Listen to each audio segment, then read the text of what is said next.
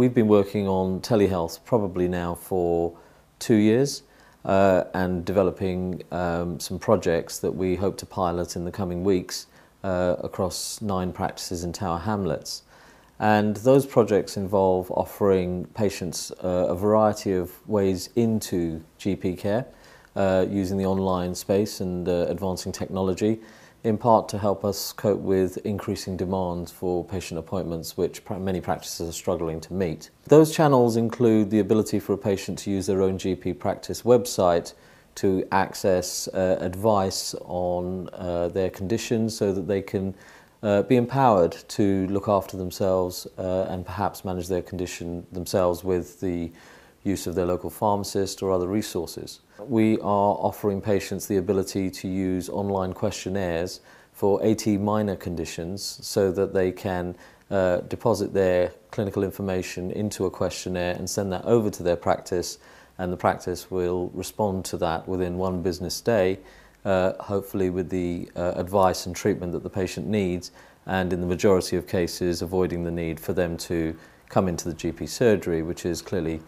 more convenient for the patient, and if it's clinically safer for the doctor, it improves the practice's capacity to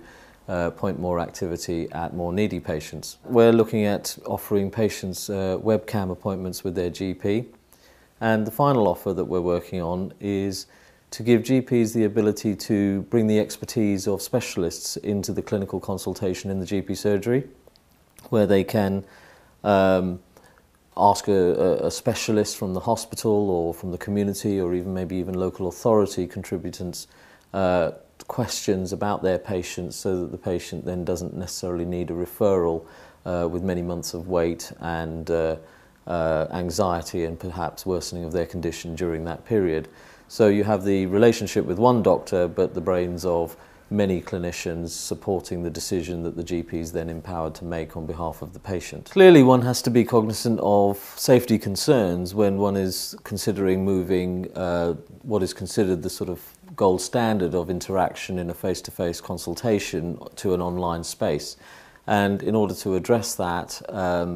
one needs to be aware that you need to build in all the safeguards into that process. So we've undertaken a variety of clinical governance measures to ensure that we can identify patients whose needs are not suited to that environment, and we can red flag those patients' symptoms and escalate them, and actually all of the interactions that we're exploring retain the GP's ability to make that ultimate clinical decision so that they can bring a patient in if they have any concerns related to the information, for example in a template that's been put forward by their patient.